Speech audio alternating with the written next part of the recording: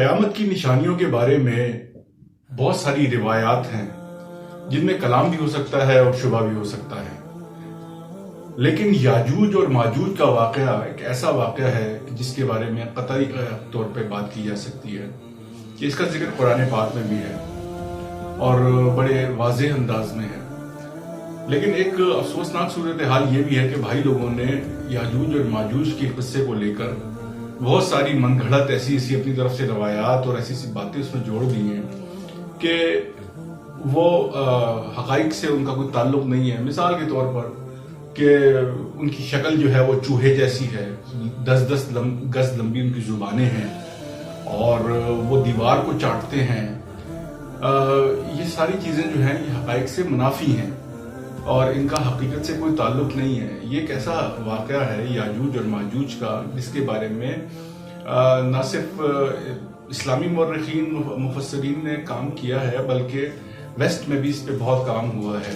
میں ایک چھوٹا سا میں نے اس کے بارے میں ایک مختصر ریسرچ کر کے آپ کے لیے رکھی ہے، وہ میں آپ کے سامنے پیش کر دیتا ہوں۔ دیکھیے، سب سے پہلے تو قرآن پاک کی جو آیت نمبر سورہ کہف کی آیت نمبر 91 اور 92 91 اور 92 میں سورہ کہف کی آیت میں ان کا ذکر ہے، اور پھر جو ان کا ذکر قرآن پاک کی سورہ انبیاء کی جو آیت نمبر 96 اور 97 میں بھی ہے۔ اب میں آپ کو اس کا تھوڑا جو حدیث کے حوالے سے صحیح مسلم کی ایک حدیث ہے جو قیامت کی آخری 10 نشانیوں کے حوالے سے ہے، ان میں بھی اس کا ذکر ہے، اور یاجوج اور ماجوج کا اور نزول حضرت عیسیٰ علیہ السلام کا۔ تو اس میں وہ جس کا وہ ذکر آتا ہے وہ میں آپ کے سامنے رکھ دیتا ہوں۔ یاجوج جو ماجوج تھے یہ حضرت نوح علیہ السلام کے بیٹے یافس کی نسل میں سے تھے۔ آپ کو معلوم ہے کہ نوح علیہ السلام کو آدم ثانی بھی کہا جاتا ہے۔ یہ طوفان نوح میں جب کشتی میں انہوں نے اپنے تینوں بیٹوں کو بھی ساتھ رکھ لیا تھا، حام، سام اور یافس کو۔ تو حامی النسل، سامی النسل اور یافس النسل، یہ ان تینوں کی اولادیں پوری دنیا میں پھیلی اور ان سے آگے نسل انسانی کا سلسلہ چلا۔ تو بہرحال یہ جو یاجوج اور ماجوج کی قوم ہے، یہ یافس جو ان کے بیٹے تھے نوح علیہ السلام کے، ان سے ان کی نسل کا یہ سلسلہ چلا ہے۔ یہ ہماری طرح اللہ کے بندے تھے، انسان تھے، بالکل نارمل انسان جیسے ہم لوگ، آپ لوگ، ہم انسان ہوتے ہیں، بندے تھے۔ کوئی یہ مافوق الفطرت یا کوئی ماورائی شے یا ماورائی چیز کا نام نہیں ہے یاجوج اور ماجوج۔ اب یافس کے بیٹوں کا جو ذکر ہے میں نے آپ کو کیا ہے یہ بائبل میں۔ بائبل سے مراد ہمیشہ یاد رکھیے کہ اولڈ ٹیسٹمنٹ اور نیو ٹیسٹمنٹ، عہد نامہ عتیق اور عہد نامہ جدید، یعنی تورات اور زبور کو، کہ دونوں کتابوں کو، دونوں جو آسمانی الہامی کتابیں ہیں ان کو ملا کر ان کو بائبل کا نام دیا جاتا ہے۔ ان میں ان کا ذکر ہے، اور کتاب پیدائش میں پہلی کتاب جو ہے اس کی بنی یافس یعنی یافس کے بیٹوں کے نام جمر، ماجوج، مادہ، یابان، بوبل، مسک، تیراس۔ اچھا، پھر یہی نام آگے چل کر یہ بگڑے اور ان میں تبدیلیاں بھی ہوئیں، اور مختلف علاقوں کے نام بھی ان کے نام پہ پڑے۔ مثال کے طور پر یابان کے نام پر جاپان، اور مسک کے نام پہ ماسکو جو رشیا میں ہے ان کے نام پر، بالٹک کے نام پر، اور اسی طرح کے یہ نام ان کے ناموں سے ہی آگے چلے ہیں۔ مصر کا نام بھی نوح علیہ السلام کے ایک غالباً پڑپوتے کے نام پر ہے، جو مصر، ایجپٹ جو ہے۔ یہ تمام جو باتیں میں آپ سے بیان کر رہا ہوں یہ بائبل میں ہیں، اور ہمارے مسلمان مورخین نے بھی انہی کو فالو کیا اور انہی سے استفادہ کیا اور ان کو انہوں نے صحیح مانا ہے۔ بائبل کی صحیفے اس کا جو اسکیل کا چیپٹر نمبر 38 اور 39 ان میں ان کا جو تعارف ہے، اس کا جو ہے یاجوج اور ماجوج کا جو تعارف ہے وہ روس، ماسکو اور توالسک کے فرما روا کی حیثیت سے کرائے گئے۔ یعنی کہ وہاں پہ یہ لوگ جو تھے یاجوج اور ماجوج، یہ رشیا کا جو علاقہ ہے یہاں پہ یہ وہاں کے فرما روا یعنی کہ حکمران تھے۔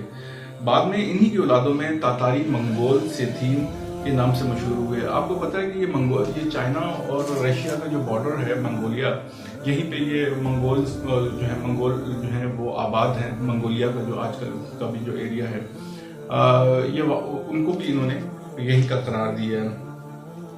اب اس میں بہت سارے مورخین نے کام کیا ہے، جس میں جوئش مورخین بھی ہیں، کیونکہ آپ کو معلوم ہے کہ تورات میں بھی ان کا ذکر ہے. جیسے میں نے آپ کو کہا کہ بائبل میں ان کا ذکر ہے، تو یہودی مورخین نے بھی ان میں کام کیا، جن میں خاص طور پہ یوسفس اور جیرون، یہ دونوں نے ان کے بارے میں بھی کافی کام کیا. اور ان کو یوسفس نے ان کو سیتھین کہا ہے، اور جیرون نے ان کو جو ہے وہ کاکیشیا کے شمال میں ان کا جو ایریا ہے کاکیشیا، یعنی بحیرہ خضر، کیسپین سی، اس کو یہ تینوں ایک ہی نام ہے، اور بحر طبریہ یہ بھی اسی کا ہی نام ہے. تو یہاں پہ اس کے جو ہے شمال میں ان کے کنارے جو ہے یہ قوم آباد تھی ماجوج کی.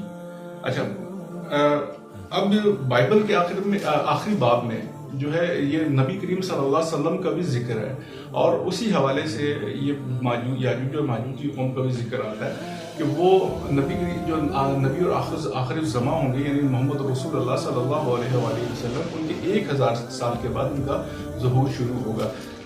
تو اب اور یہ ساری زمین کو چاروں طرف سے گھیر لیں گے، اور مشرق وسطیٰ کا ایک علاقہ، جو مشرق وسطیٰ ہے سینٹرل ایشیا، یہ بالکل سینٹر میں آ جائے گا، اور اس چاروں طرف پھیل جائیں گے. اتنے یہ ان کی تعداد ہوگی. اور جب ان کا فساد عروج پر پہنچے گا تو ایک آگ آسمان سے اترے گی اور قیامت کا زلزلہ آئے گا. یہ جو مندرجہ بالا جتنا بھی میں نے بیان کیا ہے، یہ آخری باب کا ہے، یوحنا عارف کا، اور بائبل کا جو آخری چیپٹر ہے. اب اس میں اب تھوڑی سی ذرا چیز کو ایک ذرا مد نظر رکھیے کہ یہ جتنی بھی سپر پاورز تھیں پہلے کی، روم، ایران، یا آج کے دور کی لے لیجیے آپ USA، برطانیہ وغیرہ، یہ سب بھی یہ یاجوج اور ماجوج کی ہی انڈائریکٹلی ایک شکلیں ہیں. IMF، نیو ورلڈ آرڈر، ٹھیک ہے، یہ وہی ہیں. آپ یقیناً میری بات کو فالو کر رہے ہوں گے. لیکن ایک یہ جو میں نے آپ کے سامنے یہ تمام تفصیلات، اچھا، مسلمان مورخین میں خاص طور پہ علامہ انور شاہ کشمیری فیض الباری کے، اور ابوالکلام آزاد کا ترجمان القرآن، اور مودودی صاحب کی تفہیم القرآن، یہ سب اہل علم اسی طرح بیان کرتے ہیں جس طرح سے بائبل میں بیان ہوا ہے. قیامت کے آخری نشانی میں سے ایک یہ بھی ہے کہ یمن میں عدن کی شہر سے ایک گڑھے سے ایک آگ نکلے گی، اور وہ لوگوں کو محشر کی طرف لے جائے گی اور سمندر میں ڈال دے گی. اور یہ جو ہے سارے یہ اتنی زیادہ تعداد میں ہوں گے یہ یاجوج اور ماجوج کی قوم کہ یہ جہاں سے گزریں گے وہاں پہ یہ تباہی اور بربادی لائیں گے، اور وہاں کی ساری فصلیں اور وہاں کا سارا پانی یہ سارا استعمال کر لیں گے. جب حضرت عیسیٰ علیہ السلام دجال کو قتل کریں گے تو اس کے بعد اس کی قوم کے لوگ حضرت عیسیٰ علیہ السلام ان کے گھیرے میں آ جائیں گے. اللہ تعالیٰ کی طرف سے حکم ہوگا کہ تم اپنی جو مومنین بندے ہیں وہ ان کے ساتھ تم چلے جاؤ کوہ طور کی طرف، تو یہ وہاں چلے جائیں گے. تو حضرت ذوالقرنین جو ایران سے جن کا تعلق تھا، اور جو 539 قبل مسیح میں پیدا ہوئے، یہ جو ہے یہ جب ان کا جو ذکر جو آتا ہے قرآن پاک میں سورہ کہف کی آیت نمبر 91 اور 92 میں، وہ جب یاجوج اور ماجوج جو اس ایک قوم سے ملتے ہیں اور وہ قوم ان سے کہتی ہے، ملتے کہ ہیں وہ اس کو کنکر کرتے ہیں، اور اس کو تو وہ قوم جو ہے ان سے ریکویسٹ کرتی ہے کہ ہمارے لیے ایک دیوار تعمیر کر دی جائے جو ہمیں یاجوج اور ماجوج کے فتنے سے ہمیں بچا سکے. تو حضرت ذوالقرنین، اور اس کے بدلے میں ہم آپ کو خراج دیں گے، پیسے دیں گے. حضرت ذوالقرنین جو ہیں ان کے بارے میں آتا ہے کہ وہ اللہ کے نیک بندے تھے، نیک ولی تھے. تو وہ کہتے ہیں کہ نہیں، مجھے اللہ تعالیٰ نے سب کچھ دیا ہوا ہے کہ مجھے کسی چیز کی ضرورت نہیں ہے، ٹھیک ہے، بس مجھے اگر تم دینی چاہتے ہو تو مین پاور دو، میں تمہارے لیے دیوار تعمیر کروا دیتا ہوں. انجینئر تھے بہت بڑے ساتھ وہ، تو انہوں نے جو دیوار ہے ان کے لیے تعمیر کروائی، ایک ایسی دیوار کہ جو لوہے کی دیوار تھی، اور اس میں تانبا یعنی سیسا جو ہے وہ پگھلا کے ڈال دیا تھا ان کے حملوں سے بچنے کے لیے. یہ جو دیوار ہے یہ بحیرہ خضر میں کیسپین سی جس کو کہتے ہیں، یہ اس کے ویسٹ کوسٹ پر یہ ایک دریار اور دربند کے درمیان کا جو ایک راستہ ہے، وہاں پہ یہ دیوار انہوں نے تعمیر کروائی تھی. اور اس دیوار کی جو لمبائی ہے یہ 50 میل ہے اور اونچائی اس کی 29 فٹ ہے اور 10 فٹ یہ چوڑی دیوار ہے. اب یہ دیوار موجود نہیں ہے، اس کا کوئی وہ نہیں ہے، صرف آثار ہی ہیں کہ یہاں پہ یہ دیوار تھی.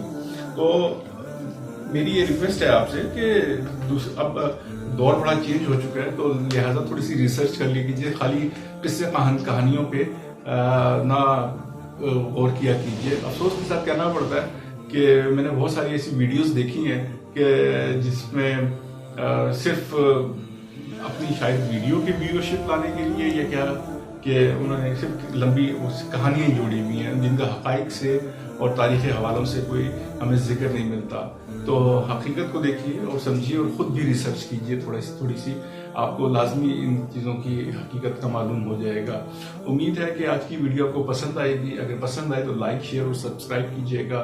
کوئی سوال ہو تو ضرور کمنٹ باکس میں پوچھیے گا. ملتے ہیں اگلی ویڈیو میں، تب تک کے لیے دیجیے اجازت. السلام علیکم ورحمۃ اللہ وبرکاتہ.